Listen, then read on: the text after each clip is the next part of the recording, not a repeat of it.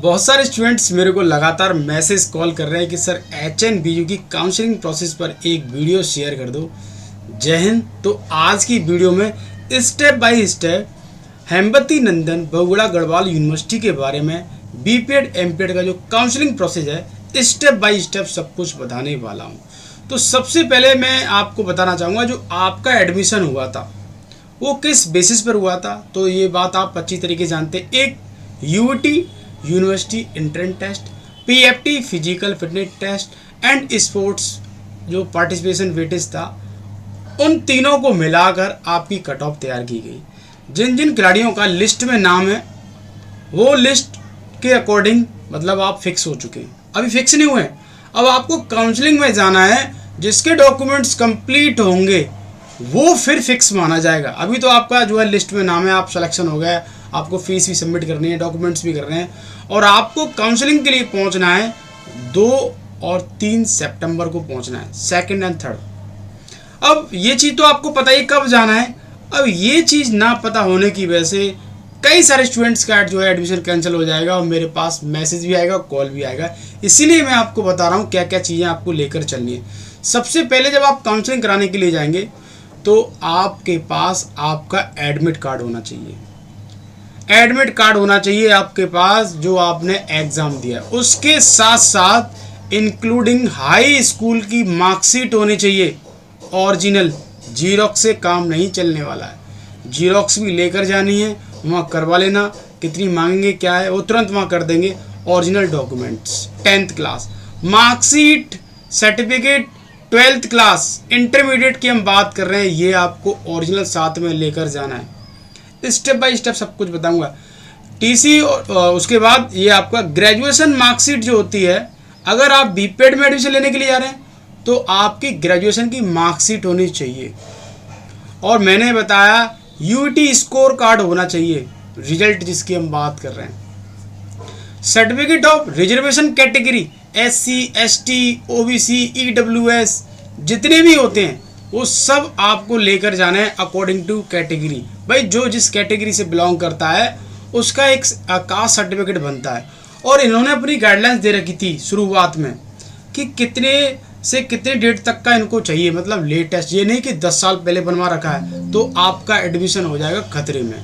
Latest इन्होंने guidelines निकाली थी जब इन्होंने अपने फॉर्म शेयर कर रखे थे और वेबसाइट पे भी बता रखा था, मैंने ही बता रखा था, वीडियो जाके देख सकते हैं।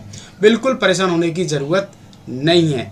उसके बाद स्पोर्ट्स पार्टिसिपेशन वेटेज था, वो भी अपना लेकर चलना है अपने साथ में। ID प्रूफ तो लेकर जाना ही है। ID proof, Aadhaar card, voter card, PAN card जो भी है ये सब लेकर जाना है आपको। अब है इम्पोर्टेंट मेडिकल फिटनेस सर्टिफिकेट, ये भी लेकर जाना है आपको, मेडिकल फिटनेस सर्टिफिकेट। और जो एक अपने आप में MBBS डॉक्टर CMO या CMS गवर्नमेंट डॉक्टर से ऑथराइज्ड होना चाहिए। Next to the counselling committee physical education department verification वहाँ करेगा, जाएंगे आप लेकर जाएंगे। और इसके साथ साथ आपको एक सबसे बड़ा जो डॉक्यूमेंट्स है जो सभी खिलाड़ियों को परेशान कर रहा है वो है आपका TCCC migration certificate and character certificate. देखो करेक्टर सर्टिफिकेट तो आपका बन जाएगा, जहाँ से आप पढ़ते हैं वो जल्दी बना के दे देंगे, इसमें ज़्यादा देरी नहीं लगती है। TC और CC में और माइग्रेशन में सबसे ज़्यादा प्रॉब्लम होती है निकालने में। कभी कभार क्या होता है, इसके ऑनलाइन प्रोसेस होते हैं, ऑनलाइन करोगे, फॉर्म फिलअप करोगे, उसके बाद पता नहीं कितने दिन बाद आएगा। तो मैं सभी स्टूडेंट से बोलना चाहूँगा, सभी खिलाड़ियों से बोलना चाहूँगा कि HNB यूनिवर्सिटी एक ऐसी यूनिवर्सिटी है जो स्टूडेंट्स को राहत देती है। 15 से 20 दिन, 1 महीने का समय देगी कि आप इतने समय में अगर आप डॉक्यूमेंट्स कंप्लीट कर देंगे तो आपका एडमिशन जो बच जाएगा। अगर इतने समय में आप नहीं कर पाते हैं तो आपका एडमिशन हो जाएगा कैंसिल और जो वेटिंग है, फर्स्ट वेटिंग है, उसको मौका दिया जाएगा। तो जितने भी हमारे फर्स्ट वेटिंग वाले स्टूडेंट्स हैं, सेकंड वेटिंग वाले स्टूडेंट्स हैं, वो भी तत्पर कौवे ऐसी नहर रखना, बाज ऐसी नहर रखना कि जैसे कोई एडमिशन छोड़ेगा आपके पास तुरंत कॉल आएगा, या फिर हम बोल सकते हैं लगातार आपको कॉल करके पूछते रहना है कि सर एक आध जो है किसी ने सीट छोड़ी है। कभी कभार क्या होता है स्टूडेंट भी भूल जाता है, टीचर भी कॉल करना भूल जाता है। तो ये बहुत सारी जो है प्रॉब्लम आपके सामने आ सकती हैं। तो मैं समझता हूँ, दोबारा रिपीट करना चाहूँगा आपसे, 10th class, 12th class, graduation, TC, CC, migration Aadhaar card, caste certificate, income certificate भी नहीं भूलना है आपको। जितने भी SC ST वाले इनकम सर्टिफिकेट लेटेस्ट आपको लेकर जाना है।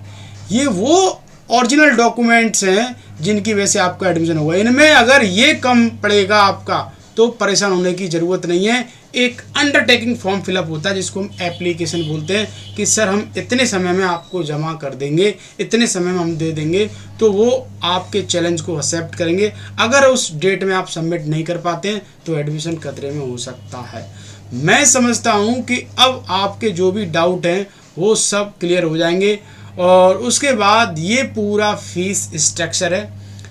तो यहाँ पर ट्यूशन फ़ी की हम बात करें 5,000 और क्वेश्चन मनी की बात करें, DSW फ़ी की बात करें 1,390 रुपये और total fee deposit for admission 6,390। ये कब? जब सारे डॉक्यूमेंट्स कंप्लीट कर दोगे, वेरिफिकेशन हो जाएगी, क्रॉस वेरिफिकेशन हो जाएगी और आपके पास एक लिंक आएगा, बोलेंगे आप फीस सबमिट कर दो, you are selected for HNBU university, you are short listed. इस तरीके से आपके पास एक मैसेज या कॉल वो खुद कर देंगे या आपको पता चल जाएगा। आप लगातार अपनी वेबसाइट को चेक करते रहना। तो मैं समझता हूँ कि जितने भी हमारे स्टूडेंट्स हैं वो डाउट में हैं कि सर क्या करें, सर मेरा माइग्रेशन नहीं निकल रहा, TC नहीं निकल रही। घबराने की ज़रूरत नहीं है, अप्लाई कर दो और अपने डिपार्टमेंट से, आप जहाँ पढ़ते हैं वहाँ से एक एप्लीकेशन लिखवा लो कि इतने दिन में आ जाएगी, हम इतने दिन में जमा कर देंगे। क्योंकि जो HOD होता है, जो प्रिंसिपल होता है, अगर वो एप्लीकेशन लिख के मोहर लगा के दे देता है कि इतने दिन में जो हमारा जो डॉक्यूमेंट्स आ जाएगा, इस बच्चे का एडमिशन लेने की कृपया करें, तो फिर आपको कोई टेंशन लेने की ज़रूरत नहीं है। ऐसे बहुत सारे स्टूडेंट्स हैं।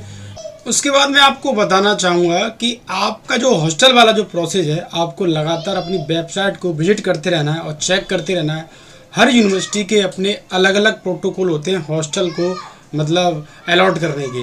तो कुछ यूनिवर्सिटियों में हॉस्टल नहीं होते हैं, कुछ यूनिवर्सिटियों में हॉस्टल होते हैं। टॉप 10 का जो कुछ प्रोसेस होता है, कुछ जो है 50-50% होता है, गर्ल्स को मिलेगा और बॉयज़ को मिलेगा। तो ये यूनिवर्सिटी की वेबसाइट पे आपको लगातार चेक करते रहना है। और आपकी जो क्लास हैं वो 5 सितंबर से स्टार्ट होने वाली है। तो मैं आपको एक चीज़ बोलना चाहूँगा, आप जो है काउंसलिंग कराने के लिए जा रहे हैं तो एक ही बार में अपना बोरी बिस्तर बांध कर जाएँ। दोबारा ये नहीं कि काउंसलिंग कराने के बाद फिर वापस आएँ फिर जाएँ, तो आपको बहुत प्रॉब्लम होगी क्योंकि वो काफ़ी दूर भी है और हिल स्टेशन भी है, तो बहुत सारी प्रॉब्लम होती है। तो मैं समझता हूँ एक साथ पूरी तैयारी के साथ आपको वहाँ पहुँच जाना है और अपने डॉक्यूमेंट्स को लेकर सब कुछ जो है क्लियर हो जाएगा। तो मैं समझता हूँ कि आज का जो वीडियो है, आज का जो काउंसलिंग प्रोसेस का जो पूरा स्टेप बाय स्टेप मैंने जो बताया है, वो सब कुछ आपके समझ में आ गया होगा। मिलते हैं नेक्स्ट इन्फॉर्मेशन के साथ। Thank you. जय हिंद।